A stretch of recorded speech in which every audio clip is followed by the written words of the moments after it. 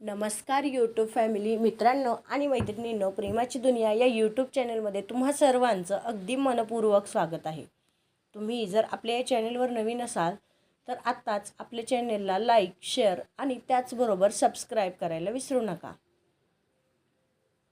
तुम्हा सर्वांच्या सपोर्टची मला खूप गरज आहे, त्यामुळे आपल्या या चॅनलला जास्तीत जास्त सबस्क्राईब करा. चला तर मग वळूया आपल्या आजच्या भागाकडे. कालच्या आगीमुळे हॉस्पिटलमध्ये अजूनही तपास सुरू होता, पण इमर्जन्सी डिपार्टमेंट नेहमीप्रमाणे गजबजलेलं होतं. अमन आणि सिया सलग 8 तास ऑपरेशन थिएटरमध्ये होते. अवघड शस्त्रक्रिया यशस्वी झाल्यावर दोघेही थकून बाहेर आले. सियाने मास्क काढत हसून म्हटलं, आज तर कॉफीशिवाय मी एक पाऊलही चालू शकत नाही. अमन तिच्याकडे पाहत म्हणाला, कॉफी मिळेल, पण एका अटीवर. काय? सिया म्हणाली, आज संध्याकाळी 2 तासांसाठी तू फक्त माझी पत्नी असशील. अमन बोलला. सिया हसत म्हणाली, आणि बाकीच्या वेळेला? बाकीच्या वेळेला जगातील बेस्ट न्यूरोसर्जन. अमन उत्तरला. अमनच्या उत्तराने सियाच्या गालावर हलकी लाली उमटली. संध्याकाळी अमन सियाला हॉस्पिटलच्या छतावरील हेलिपॅडकडे घेऊन गेला. तिथे एक छोटंसं टेबल छान सजवलेलं होतं. 2 कॉफीचे कप, काही स्नॅक्स आणि समोर संध्याकाळचं सुंदर आकाश. सिया आश्चर्यचकित झाली. हे सगळं कधी केलं? तेवढ्यात कबीर मागून हसत म्हणाला, डॉक्टर साहेबांनी मला 3दा मेन्यू बदलायला लावला आहे. अमन त्याच्याकडे पाहून हसला. आता तू निघ, तो म्हणाला. माझं काम झालं आहे, मी निघतो. कबीर डोळा मारत तिथून निघून गेला. दोघे शांतपणे कॉफी पीत बसले. खूप दिवसांनी. ना धमक्या, ना फोन, ना कोणतं रहस्य, फक्त ते दोघं. सिया मंद आवाजात म्हणाली. अमन उत्तरला, जर आपल्या आयुष्यात हे सगळं नसतं तर कदाचित आपण अशाच प्रकारे रोज एकमेकांना भेटलो असतो. सिया म्हणाली. अमन हसला. उशीर झालेला नाही, तो म्हणाला. सगळं संपलं की आपण अशीच प्रत्येक आठवड्यात एक डेट ठरवूया. अमन म्हणाला. सिया नकळत त्याच्या खांद्यावर डोकं टेकवते. अमन तिच्या केसांवर हलकेच हात फिरवतो. काही क्षण ते दोघेही काहीच बोलत नाहीत. त्या शांततेतच त्यांचं नातं आणखी घट्ट होत जातं. अचानक गार वारा सुटतो आणि सियाचे केस तिच्या चेहऱ्यावर येतात. अमन हळूच तिच्या चेहऱ्यावरची केसांची बट कानामागे सारतो. त्या दोघांच्या नजरा काही क्षण भिडतात. क्षणभर जणू वेळ थांबला होता. अमन हळू आवाजात विचारतो, मी? सिया त्याच्या भावना समजून घेते, पण ती काहीच न बोलता फक्त मान डोलावते. अमन तिच्या कपाळावर अतिशय अलगद चुंबन घेतो. सिया डोळे मिटते. तिच्या चेहऱ्यावर अनेक दिवसांनी मनापासूनचं हसू उमटतं. अचानक तेवढ्यात कबीरचा फोन येतो. अमन, लगेच खाली या. सिया आणि अमन दोघेही धावतच इमर्जन्सीमध्ये पोहोचतात. एक अज्ञात तरुण गंभीर जखमी अवस्थेत आणला होता. त्याच्या हातात एक छोटा मेटल कॅप्सूल घट्ट पकडलेला होता. ऑपरेशन सुरू करण्यापूर्वी सियाने तो कॅप्सूल उघडला. आत एक छोटा कागद होता. त्यावर फक्त 3 शब्द लिहिले होते, लेव्हल 2 अचीव. अमन आणि सिया एकमेकांकडे पाहू लागले. हॉस्पिटलमध्ये अजून एक गुप्त विभाग होता. त्या रात्री अमन आणि सिया त्यांच्या खोलीत परतले. दोघेही खूपच थकलेले होते. सिया खिडकीजवळ उभी राहून शहराकडे पाहत होती. अमन तिच्या मागे येऊन शांतपणे उभा राहिला. आजचा दिवस. सिया हसली. खूप सुंदर होता, ती म्हणाली. अमनने हलकेच तिचा हात हातात घेतला. तेवढ्यात खोलीचा दिवा अचानक बंद झाला. खिडकीच्या काचेवर लेझरने एक लाल चिन्ह उमटलं, L2, आणि त्यातील एक वाक्य, प्रेमात गुंता, सत्यापासून दूर जा. दिवे पुन्हा सुरू झाले, पण खिडकी मात्र रिकामी होती. अमन आणि सियाला समजलं होतं, कोणीतरी त्यांच्या प्रत्येक आनंदाच्या क्षणावर नजर ठेवून आहे. सकाळची वेळ होती. सियाचा अलार्म वाजण्याआधीच तिचे डोळे उघडले. ती उठणार इतक्यात तिला जाणवलं की तिचा हात अजूनही अमनच्या हातात होता. रात्री झोपेत नकळत दोघांचे हात एकमेकात गुंतले होते. सिया हलकेच हसली. ती हात सोडवण्याचा प्रयत्न करत होती. तेवढ्यात अमनने डोळे न उघडताच म्हटलं, डॉक्टर सिया, चोरी करून पळणे हा गुन्हा आहे. सिया दचकली. तुम्ही जागे आहात? अमन उत्तरला, 5 मिनिटांपासून. मग डोळे बंद करून का पडलात?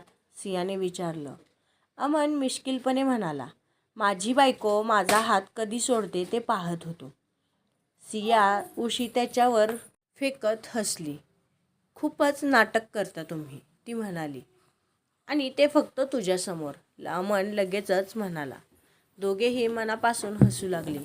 काही वेळाने हॉस्पिटलमध्ये इमर्जन्सी डिपार्टमेंटमध्ये अचानक एकाच वेळी 2 गंभीर रुग्ण आले. एकाला तातडीची हृदय शस्त्रक्रिया आवश्यक होती, तर दुसऱ्याला मेंदूतील रक्तस्रावामुळे न्यूरोसर्जरी. अमन आणि सियाने एकमेकांकडे पाहिलं. अमन म्हणाला, नेहमीप्रमाणे. सिया आत्मविश्वासाने हसली. नेहमीप्रमाणे, ती म्हणाली. आणि दोघेही विरुद्ध ऑपरेशन थिएटरमध्ये गेले. बाहेर कबीर दोन्ही टीम्स समन्वयाने सांभाळत होता.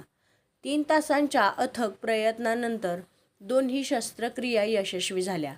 संपूर्ण स्टाफने टाळ्यांचा कडकडाट केला. कबीर हसत म्हणाला, तुम्ही दोघे डॉक्टर नाही, वादळ आहात, वादळ. दुपारी कॅफेटेरियात सिया शांतपणे बसली होती. अमन तिच्यासमोर एक डबा ठेवतो. हे काय? सियाने विचारलं. लंच, अमन म्हणाला. सिया आश्चर्याने विचारते, तुम्ही बनवलं? हो, अमन उत्तर देतो. सियाने त्यातील एक घास घेतला आणि लगेचच पाणी प्यायला लागली. इतकं तिखट? अमन हसू आवरत म्हणाला. रेसिपीमध्ये 1 चमचा लिहिलं होतं. कबीर लगेच मागून म्हणाला, पण डॉक्टर साहेबांनी 1 चमच्याऐवजी 1 वाटी टाकली. तिघेही जोरजोरात हसू लागले. संध्याकाळी काल मिळालेल्या कॅप्सूलमधील लेव्हल 2 अचीव्ह या शब्दाचा शोध सुरू होता. कबीरला हॉस्पिटलचा 25 वर्षांपूर्वीचा ब्लूप्रिंट मिळाला होता. त्यात बेसमेंटच्या खाली आणखी एक मजला दाखवला होता. तो सध्या अधिकृत नकाशात नव्हता. सिया कुजबुजली. म्हणजे लेव्हल 2 खरंच अस्तित्वात आहे. रात्री अमन, सिया आणि कबीर गुप्त मार्गाने खाली उतरले. जुन्या लोखंडी जिन्याच्या शेवटी एक इलेक्ट्रॉनिक दरवाजा होता. त्यावर फक्त एकच संदेश चमकत होता, ऑथोराइज्ड DNA रिक्वायर्ड. सिया आश्चर्याने म्हणाली, DNA लॉक? अमन दरवाजाजवळ गेला. त्याने हात स्कॅनरवर ठेवला. Access denied. सियाने देखील प्रयत्न केला. Access denied. तेवढ्यात दरवाजावरील स्क्रीन स्वतःच सुरू झाली. त्यावर एक ओळ उमटली, थर्ड की डिटेक्टेड. तिघेही एकमेकांकडे पाहू लागले. 3री किल्ली? अचानक त्यांच्या मागून टाळ्यांचा आवाज आला. ते मागे वळले. कॉरिडॉरच्या शेवटी एक व्यक्ती उभी होती. चेहरा अंधारात लपलेला, पण आवाज शांत होता. तुम्ही खूप जवळ आलात, पण हा दरवाजा तुमच्यासाठी नाही, तो म्हणाला. त्या व्यक्तीने त्याच्या हातातील एक कार्ड स्कॅनरवर ठेवलं आणि क्षणातच दरवाजा उघडला गेला. तो व्यक्ती दरवाजाच्या आतमध्ये निघून गेला आणि तो दरवाजा पुन्हा बंद झाला. अमन धावतच पुढे गेला, पण उशीर झाला होता. अमन दरवाजावर हात आपटत उभा होता. तेवढ्यात सियाच्या लक्षात आलं की जमिनीवर एक छोटी चांदीची साखळी पडली होती. तिने ती उचलली. त्या लॉकेटमध्ये एक फोटो होता, एक लहान मुलाचा आणि त्याच्या शेजारी उभी असलेली एक छोटी मुलगी. सियाचा श्वास अडकला. ती कुजबुजली. ही मुलगी माझ्यासारखी का दिसतेय? अमनने देखील ते लॉकेट पाहिलं. त्याच्याही चेहऱ्यावर आश्चर्य उमटलं, कारण त्या मुलाच्या चेहऱ्यात अमनला स्वतःचं बालपण दिसत होतं. लेव्हल 2च्या बंद दरवाजासमोर ते तिघेही उभे होते. सियाच्या हातातील ते चांदीचं लॉकेट ती पुन्हा पुन्हा त्या फोटोतील मुलीकडेच पाहत होती. अमनने लॉकेट अलगद हातात घेतलं. तो म्हणाला, हा मुलगा लहानपणी अगदी माझ्यासारखाच दिसतोय. कबीर गंभीर झाला. म्हणजे हा सगळा फक्त एक योगायोग नाही, तो म्हणाला. दुसऱ्या दिवशी सकाळी अमन आणि सिया हॉस्पिटलच्या गार्डनमध्ये काही क्षण निवांत बसले होते.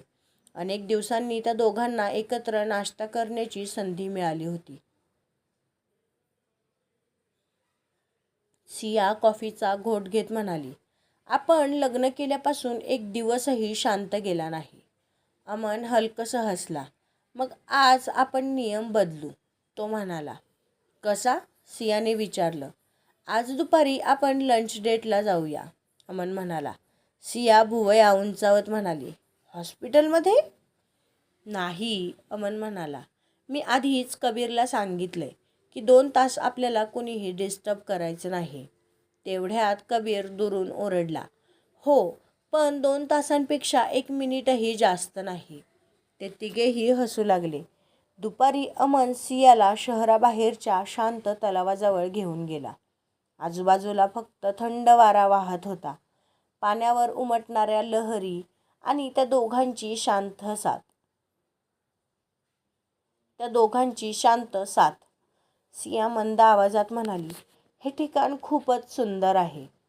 अमन तिच्याकडे पाहत म्हणाला, सुंदर ठिकाणी सुंदर व्यक्तीला आणावंसं वाटलं. सियाने त्याच्याकडे पाहत खोटा राग केला.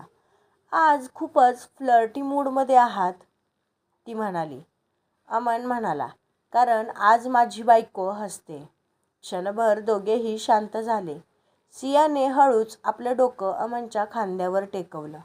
थँक्यू, ती म्हणाली. अमनने विचारलं, कशासाठी? माझ्या आयुष्यात आल्याबद्दल, सिया हळू आवाजात म्हणते. अमनने तिचा हात हातात घेतला. आता कुठे जाशील? हा हात सोडायचा नाही. सियाने त्याची बोटं आपल्या बोटात घट्टपणे गुंफली. कधीच नाही, ती म्हणाली. तेवढ्यात अमनच्या फोनवर एक फोटो आला. त्या फोटोत ते दोघे तलावाजवळ बसलेले दिसत होते. म्हणजे कोणीतरी त्यांच्यावर पुन्हा नजर ठेवत होतं. फोटोखाली एक संदेश होता. रोमॅन्टिक क्षण छान आहेत, पण वेळ संपत चालली आहे. अमनचा चेहरा गंभीर झाला. त्याने आजूबाजूला पाहिलं, पण दूरवर फक्त एक काळी कार दिसली. ती देखील काही क्षणात नाहीशी झाली. सायंकाळी तिघे पुन्हा लेव्हल 2च्या प्रवेशद्वाराजवळ आले.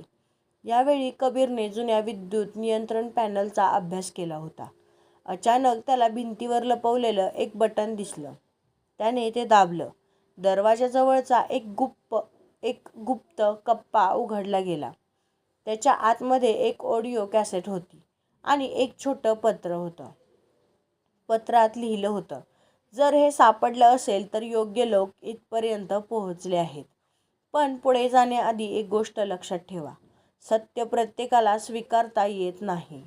अमनने कॅसेट हातात घेतली. कबीर म्हणाला, आपल्याकडे कॅसेट प्लेअरच नाही.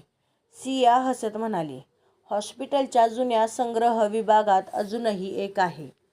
त्या रात्री तिघांनी कॅसेट सुरू केली. रेकॉर्डिंगमध्ये एका महिलेचा आवाज होता, शांत पण वेदनांनी भरलेला.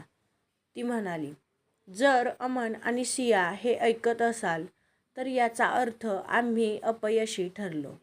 तुमच्या बालपणाबद्दल जे सांगितलं गेलं आहे ते पूर्ण सत्य नव्हतं. अचानक रेकॉर्डिंगमध्ये तीव्र आवाज आला आणि टेप अडकली. कॅसेट बंद पडली. तेवढ्यात हॉस्पिटलच्या रिसेप्शनवर एक वृद्ध महिला आली. तिने रिसेप्शनिस्टला एकच वाक्य सांगितलं, मला डॉक्टर सिया अरोराला भेटायचं आहे. का? रिसेप्शनिस्टने विचारलं. वृद्ध महिला हळूच म्हणाली, कारण मी तिच्या आईला दिलेलं वचन पूर्ण करायला आले आहे. रिसेप्शनिस्टने तातडीने सियाला फोन केला. सिया खाली धावत आली, पण रिसेप्शनवर पोहोचल्यावर ती महिला तिथे नव्हती. फक्त तिची एक जुनी कापडी पिशवी खुर्चीवर ठेवलेली होती. त्या पिशवीतून बाहेर डोकावत होतं एक जुनं बालपणीचं छायाचित्र. सकाळी क्रिस्टल सुपर स्पेशालिटी हॉस्पिटलच्या रिसेप्शनवर सिया शांतपणे उभी होती. तिच्या हातात ती जुनी कापडी पिशवी होती. अमन आणि कबीर देखील तिच्या बाजूलाच उभे होते. सियाने हळूच पिशवी उघडली.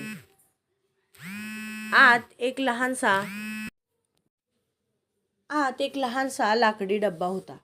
त्यामध्ये एक जुनं लॉकेट आणि एक हातानं लिहिलेलं पत्र होतं.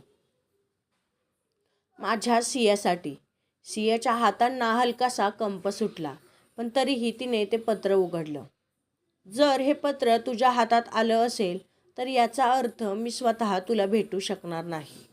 पण तू नेहमी सत्याचा शोध घेशील हे मला माहीत आहे. पण एक गोष्ट लक्षात ठेव, प्रत्येक सत्य उघड करण्याची एक योग्य वेळ असते. तुझ्यावर विश्वास ठेवणाऱ्या माणसाला कधीच दूर करू नकोस, कारण तोच तुझी सर्वात मोठी ताकद असेल. पत्र तिथेच संपलं होतं. खाली नाव नव्हतं, फक्त एक छोटंसं फुलाचं चिन्ह होतं. सियाच्या डोळ्यात अश्रू दाटले. अमनने काहीही न बोलता तिच्या खांद्यावर हात ठेवला. तुला रडायचं असेल तर रड, तो शांतपणे म्हणाला. सिया त्याच्याकडे पाहत म्हणाली, मला माझ्या आईचा आवाजही आठवत नाही. क्षणभर शांतता पसरली. अमनने तिचा हात अलगद हातात घेतला. मग आजपासून तुला जेव्हा तिची आठवण येईल तेव्हा तू एकटी नाहीस हे लक्षात ठेव, तो म्हणाला. सियाच्या डोळ्यातून अश्रू ओघळले. ती हळूच अमनच्या मिठीत शिरली. अमनने तिला घट्ट जवळ घेतलं. हॉस्पिटलच्या गोंधळातही तो क्षण फक्त त्या दोघांचाच होता. तेवढ्यात कबीरने मुद्दाम खोकल्याचा आवाज केला. सॉरी, पण रोमांस 5 मिनिटांनी पुढे चालू ठेवता येईल का, तो म्हणाला. दोघेही पटकन दूर झाले. सिया लाजून हसू लागली. अमन म्हणाला, कबीर तुझी टायमिंग नेहमीच चुकीची असते. कबीर खांदे उडवत म्हणाला, नाही डॉक्टर साहेब, माझी टायमिंगच तुम्हाला नेहमी वाचवते. तिघेही हसू लागले. कबीरने त्या लाकडी डब्याकडे बोट दाखवलं. हे अजून उघडलंच नाही, तो म्हणाला. अमनने काळजीपूर्वक डबा उघडला. आतमध्ये एक जुनी चावी आणि एक छोटासा नकाशा होता. त्याचबरोबर एक कागद देखील होता. नकाशावर हॉस्पिटलच्या मागे असलेल्या जुन्या औषधी वनस्पतींच्या बागेवर लाल वर्तुळ होतं. कागदावर लिहिलं होतं, सूर्यास्तानंतर या, तिथे पहिला दरवाजा उघडेल. संध्याकाळी अमन, सिया आणि कबीर त्या जुन्या बागेत पोहोचले. वर्षानुवर्षे दुर्लक्षित झालेली ती जागा झाडांनी पूर्णपणे झाकलेली होती. नकाशात दाखवलेल्या ठिकाणी पोहोचल्यावर सियाच्या पायाला दगडासारखं काहीतरी लागलं.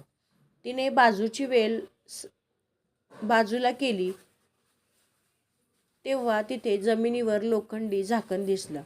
तिघांनी मिळून ते उघडलं. खाली अरुंद जिना होता. जिना उतरून ते खाली गेले. तिथे एक लहानशी भूमिगत खोली होती. भिंतीवर धूळ होती, पण मध्यभागी एक टेबल अगदी स्वच्छ होतं. जणू कोणीतरी नुकतंच तिथे येऊन गेलं होतं. टेबलावर एक बुद्धिबळाचा पट मांडलेला होता. पांढऱ्या बाजूचा राजा पडलेला होता, पण काळ्या बाजूची राणी मात्र सरळ उभी होती. सियाने कुजबुजत विचारलं, याचा अर्थ काय? अमन उत्तर देणार इतक्यात टेबलाखालून एक छोटंसं डिजिटल उपकरण बीप करू लागलं. कबीरने ते उचललं. स्क्रीनवर उलटी गिनती सुरू होती. 5, 4:59, 4:58 हे टायमर आहे. क्षणात तिघेही सावध झाले. टायमर 4:41 दाखवत होता. अमनने उपकरण काळजीपूर्वक तपासलं. तो अचानक शांत झाला. सिया घाबरून विचारू लागली, काय झालं? अमन गंभीर आवाजात म्हणाला, हे स्फोटक नाही, हा बायोमेट्रिक लॉक आहे. 5 मिनिटात योग्य व्यक्तीने तो उघडला नाही तर इथली सगळी माहिती कायमची नष्ट होईल. सिया आणि कबीरने एकमेकांकडे पाहिलं आणि उलटी गिनती सुरूच होती. टायमरमध्ये 4:30, 4:29 असा वेळ कमी कमी होत जात होता. तर मित्रांनो, आपला आजचा भाग इथेच संपला आहे. हा भाग तुम्हाला कसा वाटला हे मला कमेंट करून सांगायला विसरू नका. त्याचबरोबर आपल्या या चॅनेलचे 100 सबस्क्रायबर्स पूर्ण झाले. त्यासाठी आपल्या सगळ्या व्ह्यूअर्स आणि सबस्क्रायबरचे अगदी मनापासून आभार. चला तर मग भेटूया पुढच्या भागात. तोपर्यंत बाय बाय.